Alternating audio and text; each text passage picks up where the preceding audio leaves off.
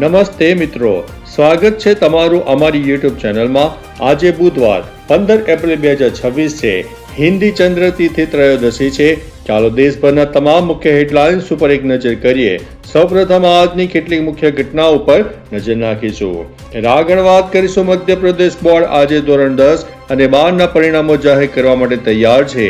પરિણામો સવારે 11 વાગે પ્રકાશિત થશે અને આ વખતે પરીક્ષામાં ટોચના ઉમેદવારોને રોકડ પુરસ્કાર અને લેપટોપ બંને મળશે। તમે મધ્યપ્રદેશ બોર્ડની સત્તાવાર વેબસાઇટ લિંક દ્વારા તમારા ઘરે બેઠા જ તમારા પરિણામો ચકાસી શકો છો। આગળ વાત કરીશું મિત્રો, રાજસ્થાન બોર્ડે તેની ધોરણ 10 અને 12ની પૂરક પરીક્ષાઓની તારીખો પણ જારી કરી છે। અરજીઓ આજે 15 એપ્રિલથી ખુલશે અને પૂરક પરીક્ષાઓ 14 મેથી શરૂ થવાની છે। ત્યારે વાત થશે રાષ્ટ્રીય ધોરીમાર્ગો પર ઓવરલોડ વાહનો માટે નવા ટોલ નિયમો રજૂ થવાના છે। આ નવા નિયમો આજથી 15 એપ્રિલથી અમલમાં આવશે। કેન્દ્રીય માર્ગ પરિવહન મંત્રાલયે આ નિયમો અંગે સત્તાવાર સૂચના જારી કરી છે। આ નિયમો હેઠળ ઓવરલોડેડ વાહનોને હવે રાષ્ટ્રીય ધોરીમાર્ગો પર મુસાફરી કરવા માટે વધુ ટોલ ચૂકવવો પડશે। ત્યારે વાત થશે મિત્રો, આજે હજ યાત્રાળુઓ માટે અંતિમ તક છે। 15 એપ્રિલ સુધીમાં તમારી ફ્લાઇટ બુકિંગ કન્ફર્મ કરવી ફરજિયાત છે। ઓનલાઈન કન્ફર્મેશન વિના તમને તમારી યાત્રાળુ કિટ કે બોર્ડિંગ પાસ મળવાનો નથી। ત્યારે આગળ વાત કરીશું ઈરાનના ભૂતપૂર્વ સર્વોચ્ચ નેતા અલી ખામેનીના નિધનના સન્માનમાં આજે 15 એપ્રિલ રાજસ્થાનના જયપુરમાં શ્રદ્ધાંજલિ સભાનું આયોજન કરવામાં આવશે। આ કાર્યક્રમ માટે ભીડ એકઠી કરવાનું લક્ષ્ય પણ નક્કી કરવામાં આવ્યું છે। ત્યારે મિત્રો આગળના સમાચારમાં વાત કરીશું અમેરિકાની નાકાબંધીથી ઈરાન અને રોજનો 4000 કરોડ રૂપિયાનો ફટકો પડ્યો છે।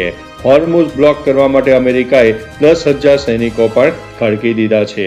ત્યારે આગળ વાત કરીશું આજે શેર બજારમાં મોટો ઉછાળો થવાના એંધાણ છે। આ 5 સંકેતથી સેન્સેક્સ અને નિફ્ટીમાં આવશે મોટી તેજી। ત્યારે વાત થશે વિદ્યાર્થીઓ માટે બીજી એક અપડેટ મોટી સામે આવી રહી છે। AI એટલે કે કૃત્રિમ બુદ્ધિ, ડ્રોન અને રોબોટિક્સ પર કેન્દ્રીય ઇન્ટર્નશિપ પ્રોગ્રામમાં ભાગ લેવાની તક છે।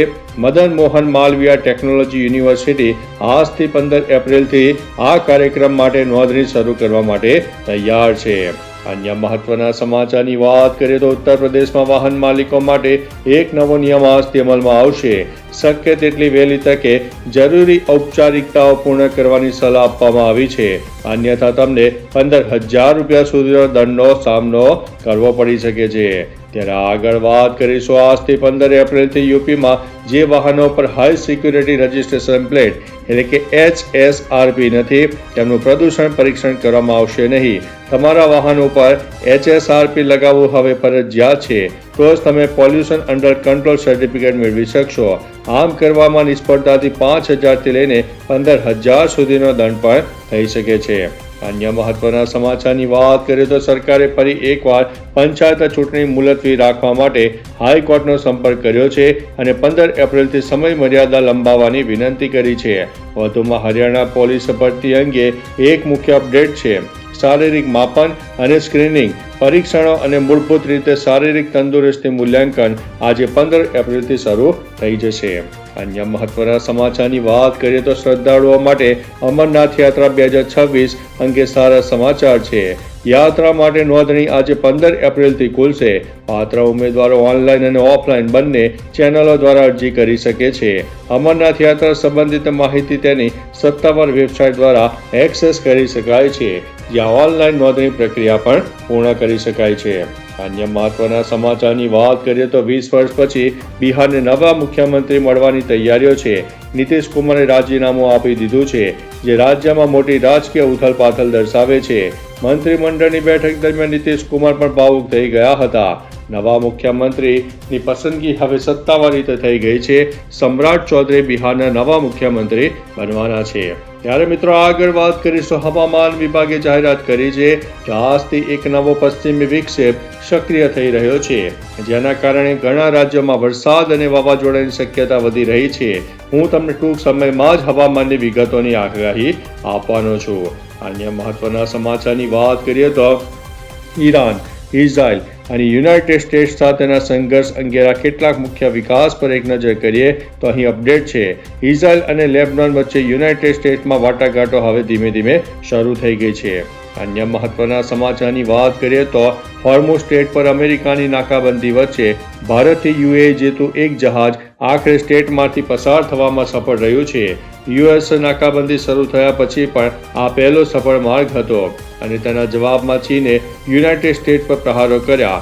આ અસ્થિર પરિસ્થિતિઓ અંગે અમેરિકાને ચેતવણી આપતા ચીને કહ્યું છે કે અમારી બાબતોમાં દખલ ન કરો. ચીને ડોનાલ્ડ ટ્રમ્પને સીધી ચેતવણી આપી છે.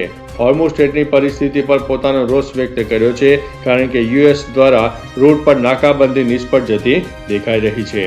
અન્ય મહત્વના સમાચારની વાત કરીએ તો ઈરાન કટોકટી અને વેપાર સુરક્ષા પર કેન્દ્રિત ચર્ચાઓ લગભગ 40 મિનિટ સુધી ચાલી હતી. ટ્રમ્પે પીએમ મોદીને ફોન પર વાતચીત પણ કરી હતી. બંને નેતાઓ વચ્ચેની વાતચીત લગભગ 40 મિનિટ સુધી ચાલી હતી, જે દરમિયાન ઈરાન સાથે સંભવિત સંઘર્ષની ચર્ચા કરવામાં આવી હતી અને બંને નેતાઓ હોર્મુઝ સ્ટ્રેટને ખુલ્લું રાખવાના મહત્વ ઉપર ભાર મૂક્યો હતો. અન્ય મહત્વના સમાચારની વાત કરીએ તો મધ્ય પૂર્વમાં ચાલી રહેલા સંકટ છતાં દેશની અર્થવ્યવસ્થામાં એકદમ ગતિમાં વધારો થવાની ધારણા છે. આ માહિતી IMF દ્વારા બહાર પાડવામાં આવેલા એક વૈશ્વિક અહેવાલમાં બહાર પાડી છે. દરમિયાન ભારત સરકારે સ્ટાર્ટઅપ ઇકોનોમિક સિસ્ટમને વેગ આપવા માટે 10,000 કરોડ ભંડોળ બહાર પાડવાની બે યોજના જારી કરી છે. અન્ય મહત્વના સમાચારની વાત કરીએ તો બજારની અસ્થિરતા વચ્ચે SIP દ્વારા રોકાણ રેકોર્ડ ઉચ્ચ સ્તરે પહોંચી ગયું છે. નાણાકીય વર્ષ 2026 દરમિયાન મ્યુચ્યુઅલ ફંડ ઉદ્યોગમાં 12% સુધીનો વિકાસ જોવા મળ્યો છે. વધુમાં આ વર્ષના જાન્યુઆરીથી માર્ચ દરમિયાન ગોલ્ડ ETF એ કુલ 31,561 કરોડનું રોકાણ આકર્ષ્યું છે. આ રોકાણે ગયા વર્ષે 64% સુધીનું વળતર આપ્યું હતું. અન્ય મહત્વના સમાચારની વાત કરીએ તો આગામી સમાચારનું મોટું અપડેટ જાણી લઈએ. ઓટોમોટિવ ઉદ્યોગના અહેવાલો સૂચવે છે કે ગયા મહિને માર્ચમાં ભારતમાં પેસેન્જર વાહનોનું વેચાણ 16% વધ્યું છે, જે કુલ 4,45,460 યુનિટ ઉપર પહોંચી ગયું છે. દરમિયાન પાછલા નાણાકીય વર્ષ એટલે કે 2025-26 દરમિયાન કુલ પેસેન્જર વાહનોના વેચાણમાં આશરે 8% સુધીનો વધારો પણ જોવા મળ્યો છે. અન્ય મહત્વના સમાચારની વાત કરીએ તો નોઈડા હિંસા બદલ 300થી વધુ કર્મચારીઓની ધરપકડ કરવામાં આવી છે. 7 વ્યક્તિઓ સામે ફરિયાદ પણ દાખલ કરવામાં આવી છે. ત્યારે આગળ વાત કરીશું ભાવનગર અને પાલીતાણાના મોખડકા ગામની સીમમાંથી બહુચર માતાના મંદિર પાછળથી લોકલ ક્રાઇમ બ્રાન્ચને 3 શખ્સને પિસ્તોલ અને જીવતા કારતૂસ સાથે ઝડપી લઈને કાયદેસરની કાર્યવાહી હાથ ધરવામાં આવી છે. ત્યારે આગળ વાત કરીશું રાજ્યમાં સૌથી ગરમ રાજકોટ શહેર જોવા મળ્યું છે. 42 ડિગ્રી સેલ્સિયસ જોવા મળ્યું છે અને જળમાર્ગ વધીને 44 કરોડ લીટરે પહોંચી ગઈ છે. આગળ વાત કરીશું મિત્રો કરદાતાઓ માટે એક મુખ્ય અપડેટ સામે આવી છે. 5 લાખથી લઈને 10 લાખ વચ્ચેના વાર્ષિક પગાર ધરાવતા વ્યક્તિઓ માટે નોંધપાત્ર આંચકો લાગશે. આ જ મહિનાથી એપ્રિલ તેમના માસિક ટેક હોમમાં પગારમાં ઘટાડો થશે, કારણ કે તેમના કુલ મહેનતાણાના 50% ભાગને મૂળભૂત પગાર તરીકે વર્ગીકૃત કરવામાં આવશે. હવે તમારા કુલ મૂળભૂત પગાર ઘટક તમારી કુલ કમાણીના 50% જોવા મળશે.